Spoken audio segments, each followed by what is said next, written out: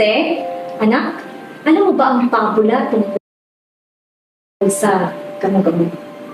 Hindi po, inay. Ngunit nais ko rin marinig ang pabulang iyan. Siya, sige. Kung gano'n ay kwekwentuhan kita. Isang gabi, may isang lampara na liwanag at napakanigas na apoy nito. Pinagsabihan ng inang Gamo-Gamo ang kanyang anak na huwag lumapit sa apoy ng lampara para hindi siya masunog. Ngunit, hindi nakinig ang kanyang anak. Siya ay lumipad at naglaro malapit sa apoy ng lampara at walang ano-ano ay nahagip siya ng apoy at namatay. Kung nakinig sana ang anak sa kanyang ina, sana ay hindi siya napahamak. Ngunit ina, hindi ko masisisi ang batang Gamo-Gamo sa kanyang ginawa. Dahil kagaya ko, marami ring tanong sa aking isipan at nais kong masagot ang mga iyon. Kahit pa kapalit nito ang aking buhay, handa rin akong mamatay para sa kasagutan na kong makita, ina. Hindi lahat ng laban sinusulungan, anak. May pagkakataong kailangan ilihis mo ang iyong sarili, lalo na kung ang patutunguhan ito ay iyong kapahamakan. Kung dumating man po sa pagkakataon na ako'y mapapahamak, sisiguraduhin ko po na ako'y lumaban ng para sa lahat at para sa tama. Mas pipiliin ko pong mapasok sa pagsasakripisyo kaysa mamatay sa pagiging duwag na indiyo.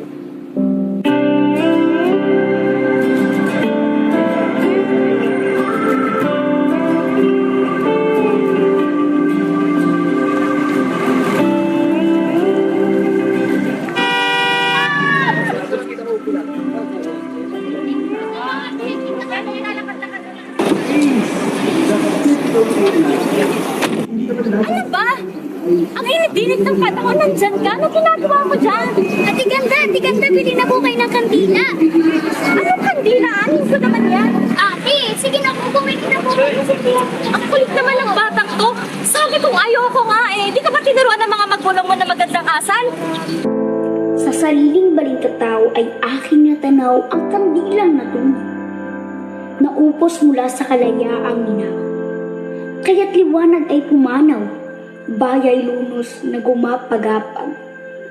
Habang dayukyok sa kadahupan ng hustisya, paslit ako ng masilayan ang bagsik ng kasayman.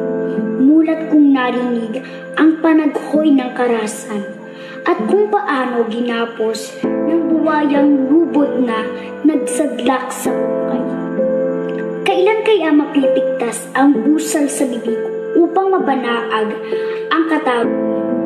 Hanggang saan ang paninindigan sa kagitnaan ng mga taong hindi musmus man, ngunit mamumuhay akong mulat at umiibig sa inang bayan. Lagit-lagi parang mamamayan at lupang ulak.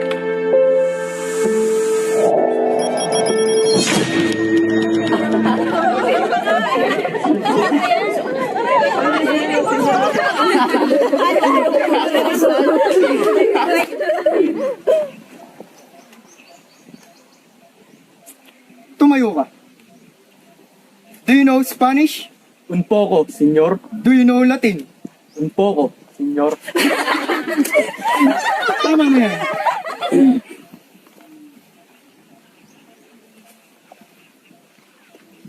Does anyone here know the Spanish word for freedom? Mi, señor. Yes, Jose. Libertad, señor. Kaya siguro marami ka nalalaman kasi malaki yung ulo, Pepe. Tama na yan.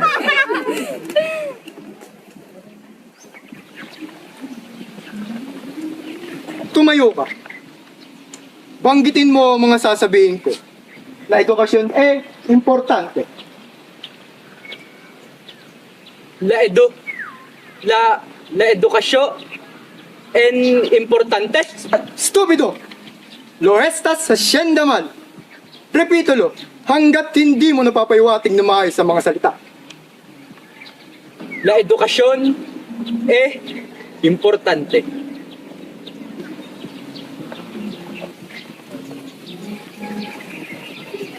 Sa susunod nating klase, ating pagtatalakayan ang iba't ibang kasanayan ng mga Katoliko. Yun lamang. Nos vemos de nuevo, niños.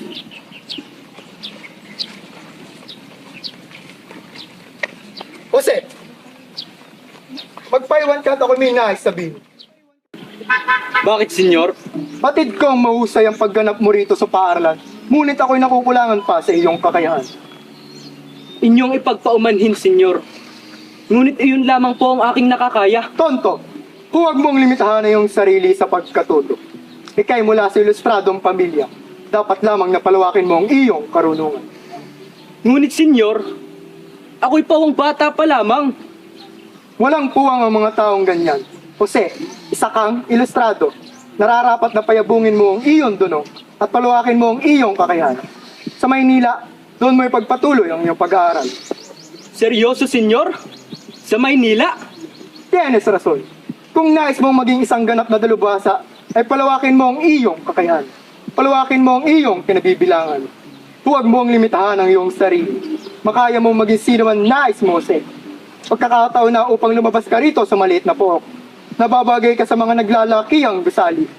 Ipakita mo sa kanila na isang tulad mo ay kaya mapagsabayan at mas lalo silang higitan.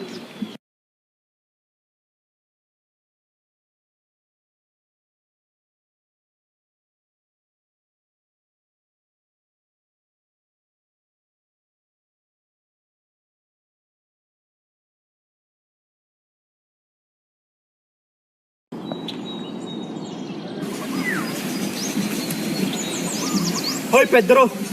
Oh, ano kailangan mo? Masyado ka ng mayabang. Ngayon, hinahamon kita ng suntukan. Ako pa talaga hinahamon ng suntukan?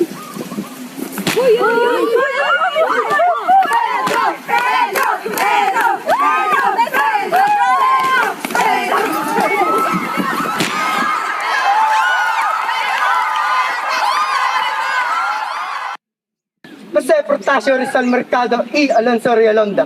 Ano tong naririnig kong paghamon mo ng suntukan sa anak kong si Pedro? Senyor!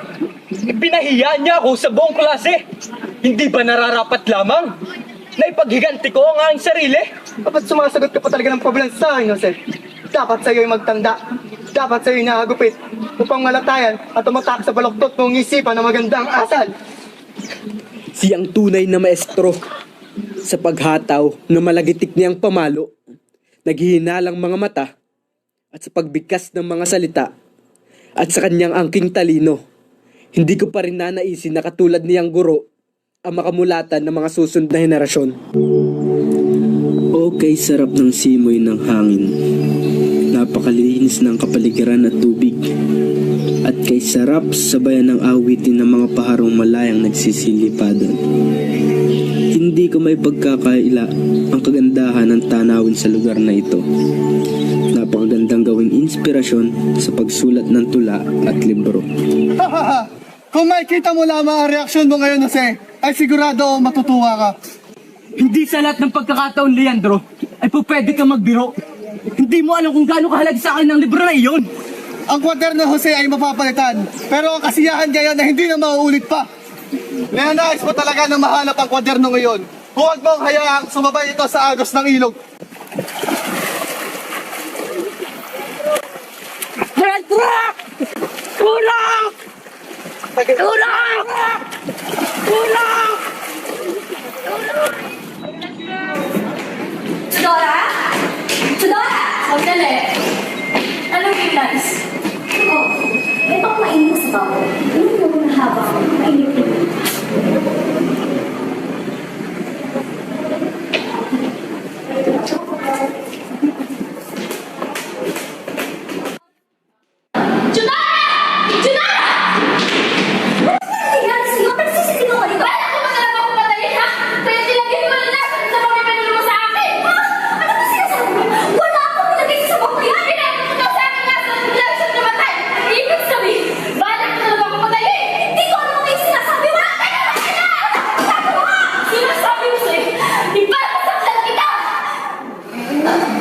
Magandang umaga. Namin ba si Donna Tudora? Ako po iyon? Ano kung nais nyo at kayo ay nakarito? Mama ka sa amin. Naalas na kadami sa sala. Ay,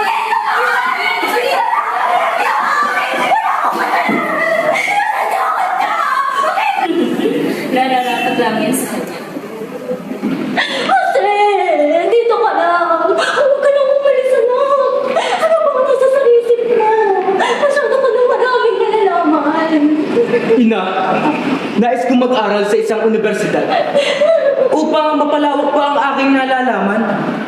Ako'y tila ba isang bangbang pa lamang at gusto ko pang matuto ng mga maraming bagay. Sapat lang iyong nalalaman, bebe. Maaari ka namang matuto mula sa iyong ama't nakakatandang kapatid. Kung ipipilitin mo ang amat mo na mas malaki. Natatakot ako, bebe. Natatakot ako mag-ayo ka sa mga ilustradong nabigla ng reformasyon. Ngunit nasawi na ang isa ko, bebe. Matatakot ako, bebe. Napunta ka sa ningning ng kamatayan na ako.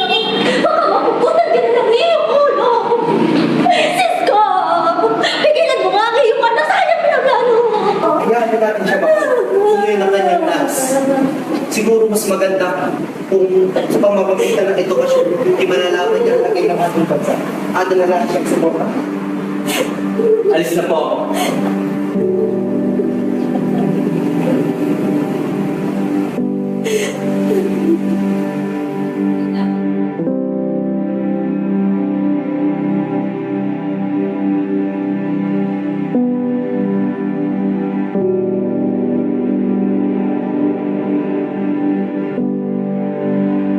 El esqueleto actúa como ligadura en los músculos. Protege los órganos vitales como. Cualquier idiota puede responder la pregunta. Cerebro, corazón, pulmones. Bueno, Rizal. Bueno. Fernando, levantanza, por favor. Tú, Ángel.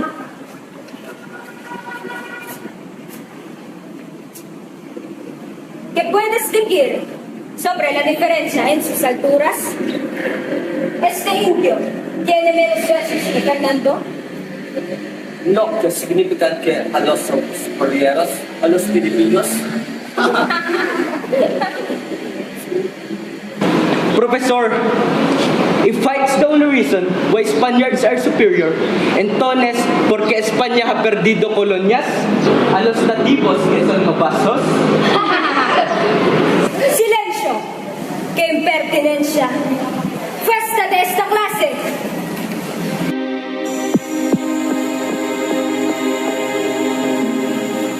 Stupido! Who are you to pass by me? You know who I am? Patawad, ngunit hindi ko kayo nakikilala. You fucking imbecile! I am the lieutenant of the Guardia Civil. How can you not greet me? For a skinny guy like you, you are too insolent to fight against me. Pagpaumanhin ninyo kung hindi ako sumaludo nung kayo aking nadaanan. Stupido! Ignorante! Run while my patience has been not run yet before I pull the trigger of the gun to your head!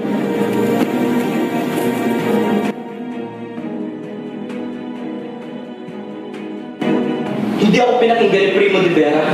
Sa halip, pinagtawanan niya ako. Na tila ba isang katatawanan lamang ang sinakot ko sa lieutenant na iyon? Baluktot ang sistema at justisya kasi. Ang buhay natin sa kamay ng Espanyol ay punong-puno ng barbaridad at kadiliman. Hindi ko na naising masaktan ka, ngunit mananatili tayong mababa at walang lakas kung pilay tayo upang paglaban ng ating sarili. Ito pa lamang ang una mong karanasan sa dahas mula sa kalya. At maaaring hindi pa ito.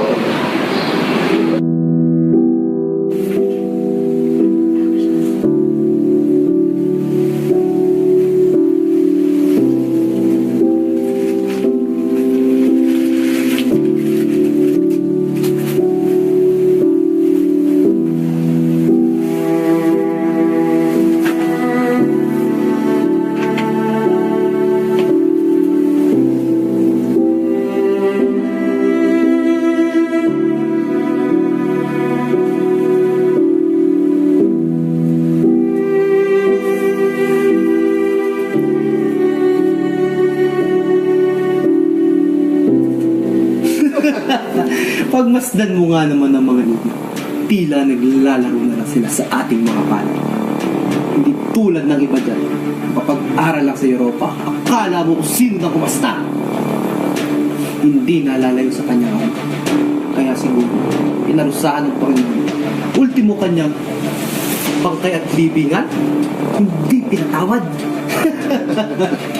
Sumusobra na ang difamasyon mo sa aking ama, Fraile! Huwag na ninyo subukang lumapit pa kung ayaw nyo madamay! Magsinahon kayo, Padre at Ginoo. Hindi ko maunawaan na sa kabila ng kanyang pagmamalasakit sa bayang ito, eh nagawa niyo pa rin silang ipakulong at tawaging filibustero! Hindi ko maunawaan kung anong ikinagagalit niyo sa aking ama. Si Don Rafael na may malasakit sa kapwa. Siya na bukas ang palad sa mga nangangailangan. Patawarin nawa ako ng may kapal.